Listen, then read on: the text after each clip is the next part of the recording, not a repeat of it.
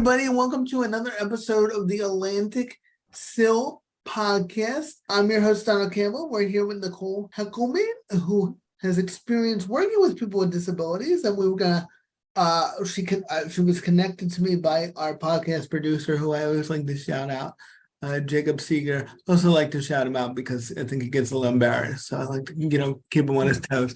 So, hi, Jacob. So Nicole, tell us about I always like to start with people's origin story in disability world. So how'd you get involved in disability services, and what are you doing now? All right, so I currently still work at the school. I am on the school's behavior team, so I'm one of the behavior techs in Little Egg Harbor. I got involved working with adults and children with disabilities at a high school. My cousin was in a bad accident in elementary school, and he was in a wheelchair, so he had to have a lot of extra assisted services, and I was very interested in it. So I started working with a couple programs in high school, and then at a high school, that's what I wanted to do. So that's what I was going to school for, and I started working at the school 20 years ago, and here I am now. That's awesome. So when you say you're on the behavioral team, what do you do now? Are you focused on students transitioning? What is your kind of wheelhouse? Okay, so I do a little bit of everything. As the school's working on the behavior team, I do social emotional groups with students. I support our self-contained programs and help with like behavioral needs, de-escalating children or helping them work on things that they're working on. And then I work with some of our gen ed population as well. And that's just a lot of behavioral support. So going in there and adding in positive behavior supports to help shape some of their choices as students. Yeah, I think that makes perfect sense. How did you get to this part? You just told me in the beginning of how you got interested. What has your work been like over the years? So I started when I first got hired, I was hired to work in an autistic program. So I worked in the autistic program for the first 4 years of working there. From there, I tended to have a nice compassion. I built relationships with some of our students with more behavioral disabilities. So I ended up being moved into a behavior program. So I've worked in the behavior program for, I think it was almost 15 years. And then they offered us during COVID the opportunity to get our extra behavior certifications. So I took advantage of that and popped into this position, which I love.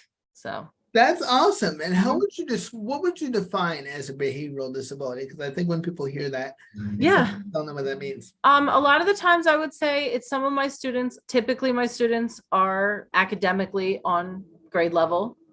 They are socially pretty close to grade level. A lot of my students, it's that component of not understanding when they're told no, not accepting of being told no. A lot of it can do with work refusal and not wanting to have the need or the want to complete an assignment or, to keep themselves more in control with their emotions. So that's a lot of what we do work on together.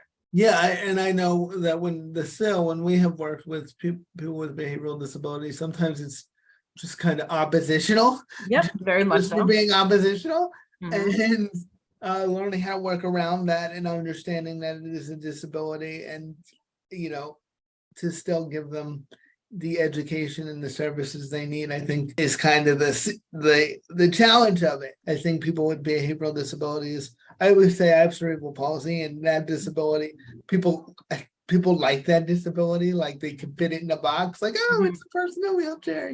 Yeah. But like, I always have a lot of sympathy to my people with disabilities who are unseen, and like behavioral people, just like, oh, that kid, they're just not a good person, or they just have an attitude. So talk about that, sort of the stereotypes of it. And because that's not always the case, as you just said. It's not typically the case. A lot of my job is relationship building. So it's coming in and teaching these kids how to have an appropriate relationship with someone, how to have a communication, to be able to sit and communicate. A lot of my guys don't understand how to sit down and have a conversation with someone, that you can have a difference in opinion, and that's okay. So sometimes it's even, something as small as that is teaching my guys how to have a conversation with someone where you might not agree, and that's okay not to agree, and that you can still like that person even though you don't agree. Right. Because behavioral disabilities, like I said, they are real disabilities. They're just as much of a disability as I have. So Mhm. I think that also it's incumbent on among people who don't have those disabilities to realize that there are people like that out there, and sort of like, how would you recommend that somebody like me approach somebody with a behavioral disability? Like, what is a good technique? Because sometimes I think people, it's like they give them the fight or they give them the opposition and they trigger it all. So there's Yes. gonna be better techniques on how to handle it. Yeah, I usually I try to come in as cool and calm and easily like composed as I can keep myself, because the only thing I have control over the situation is how I handle the situation. Right. So if I come in as calm and cool as collected as I can, right away, just my demeanor usually can sometimes start to de-escalate. If I come in and I'm fired up, you're not going to help anybody that's at that heated moment calm down. I would say my biggest tip would be is just to maintain you first. Right. You have to come in on your own, calm, cool, ready to enter a situation. Right. For lack of a better phrase, don't add fuel to the fire. That is 100%. Adding fuel to the fire isn't going to help. Somebody's oppositional towards you, you give them opposition, they'll give you opposition back. 100%. Yes, I can honestly say I have never been called into a classroom and come in all hands blazing. No, you got to come in completely on neutral. Right. That's part of it too, is that they have to remember that, yes, I understand that they might have said something to you that isn't the nicest, and they might be in a heated moment, but we have to remember that everyone is still a person and we need to work on those things first. Right, right. And how do you like, because obviously when you have a behavioral disabilities, there are consequences to some of those behaviors out in the real world. So how do you both understand the disability, but also help them understand accountability and transition so they can transition to their next phase of life? Like, how do you balance that compassion with like okay, you can't go in your job and start yelling at your boss, and not everybody's going to be as understanding as you are or that I am about a situation.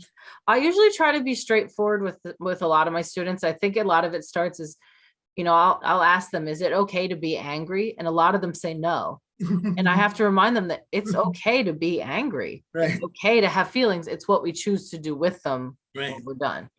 So, I mean, a lot of it too is that it's teaching them that it's okay to have those feelings. It's okay to feel angry. It's okay to feel happy. It's what we choose to do with it next.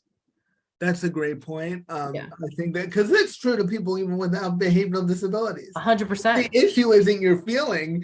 The issue is what you do next. Yes. And even a lot of my more typical, like my gen ed population students that I push in for positive behavior support, they're in the same boat. When I say to them, is it okay to be ticked off?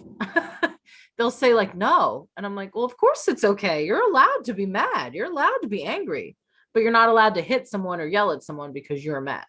Right, right. You're allowed to be mad at your teacher. You just can't curse them out. Exactly. We're allowed to be mad. I'm like, I get mad all the time. Yes, I have to learn. I could be mad at you in this current situation. Exactly. But I can handle it differently. Exactly. And what do you feel like people with behavioral disabilities need to be successful? Like, what are we not doing? What should we do more of? What are those things you see? Like, I think more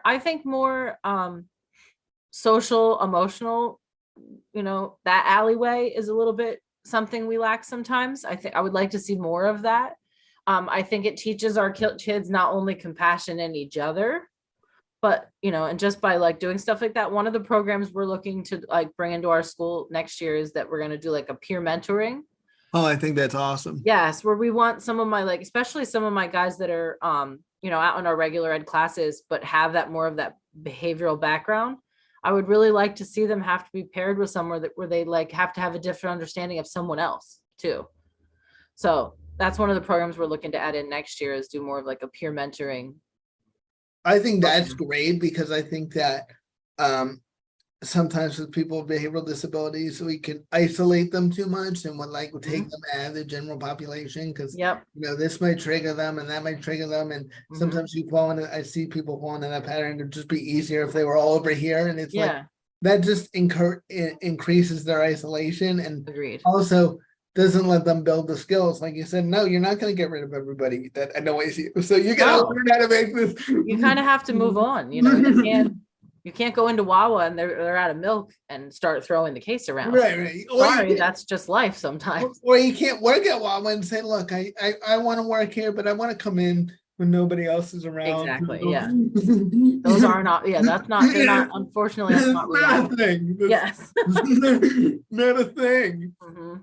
And that brings me to, I'm really, I really think a lot about sort of transitioning after school, because at the center, we get a lot of parents who, I always say, especially if they're in a good school district, they don't realize how much support they get. Mm-hmm. That's kind of built in. And then when that goes away, a lot of people are kind of caught, they're shocked. They're like, what do you mean nobody, like, what am I supposed to do? Mm-hmm. So do you have any tips for transitioning, or what do you think about that? If you have had any experience with kind of after school and they're leaving, they're sick of behavioral disability, but what are the next steps? Yeah, I mean, unfortunately, most of my experience lies like 8th grade down, right, where I've been.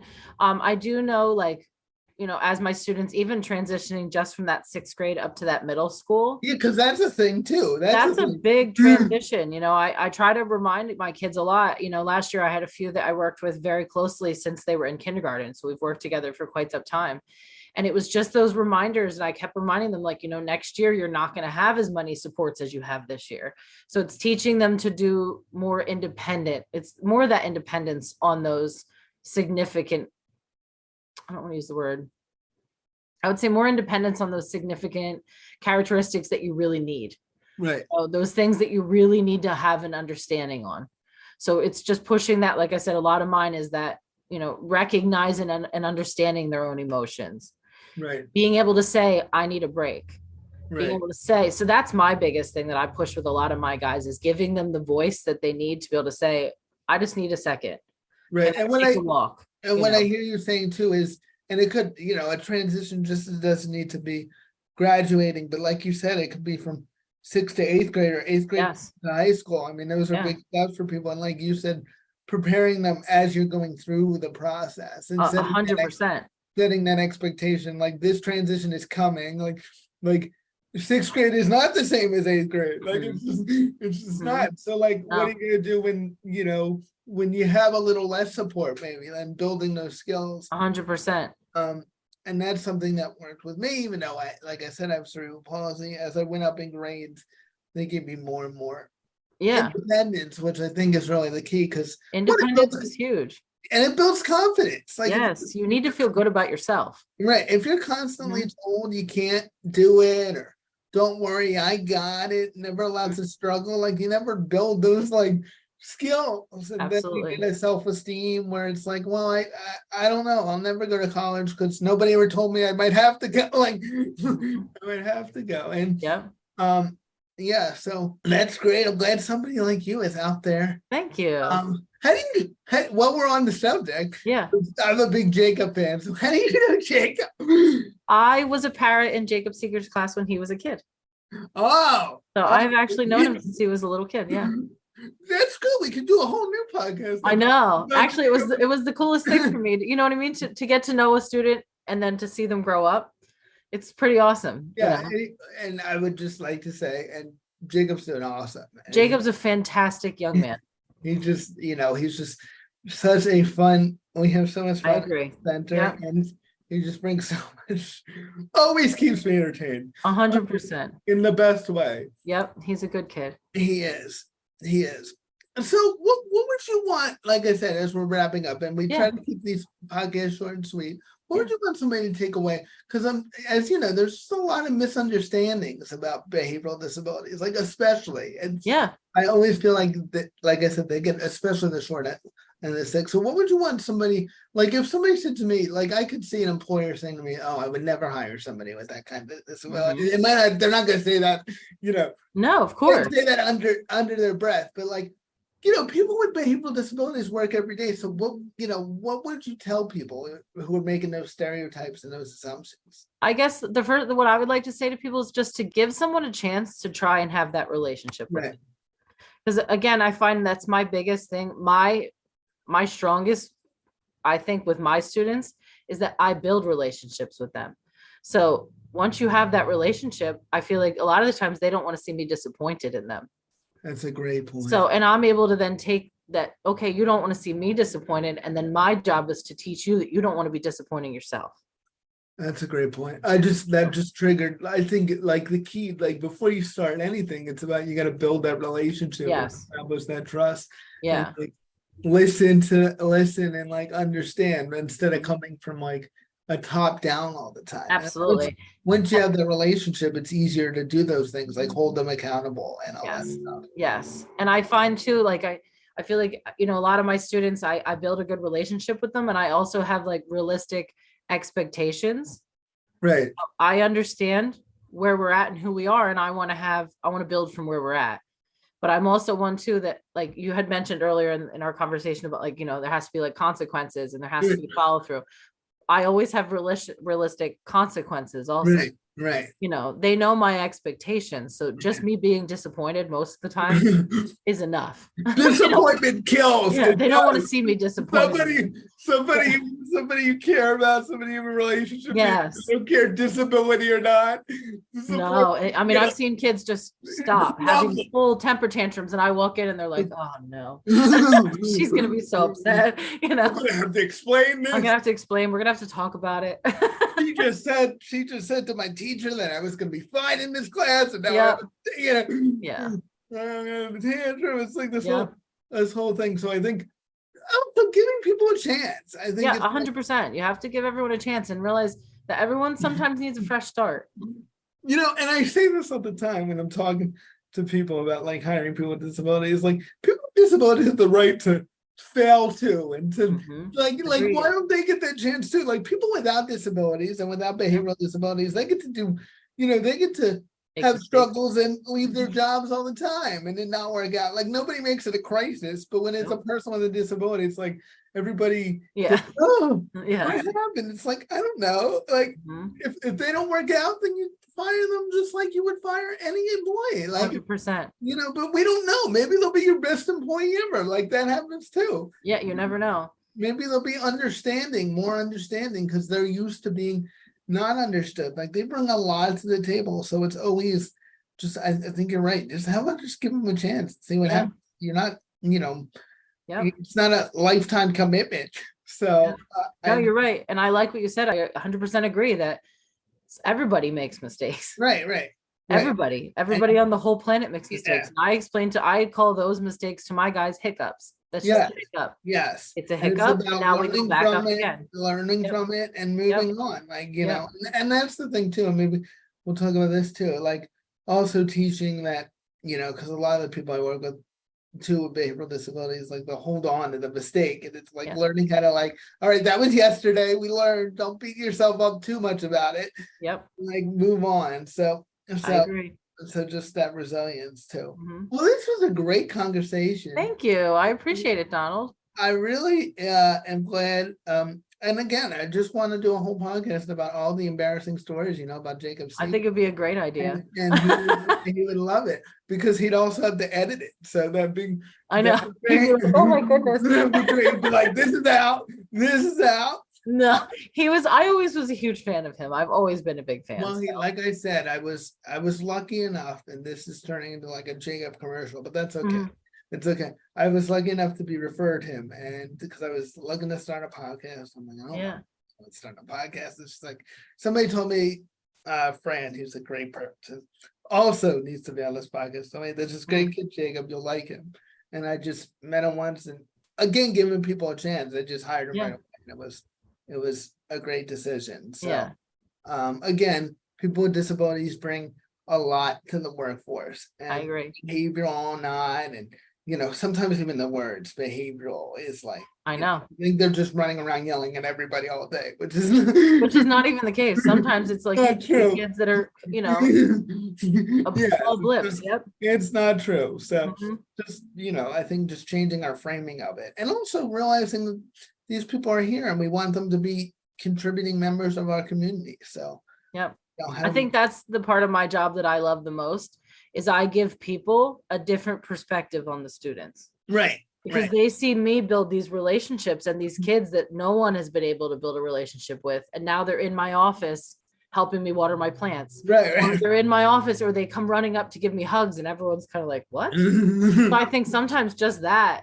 on its own is like my favorite part of my job, because it Right. I'm gives sure everyone you've else a different perspective right. on it. I'm sure you've had that before. Oh, you'll Yeah. never get this person Yeah, to all do the time. exactly. It's If like, you can okay. help this one, you must be a miracle worker.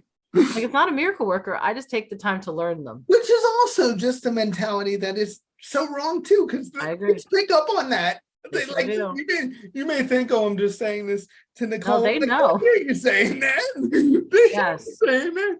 So Yes. you basically told them under Yes. breath that they Exactly. can't change. So why are they going to? That Yep. there's nothing they can do. So I have a trademark phrase with my students, and I say to them all the time, is I will always be honest with you, whether you like to hear what I have to say or not.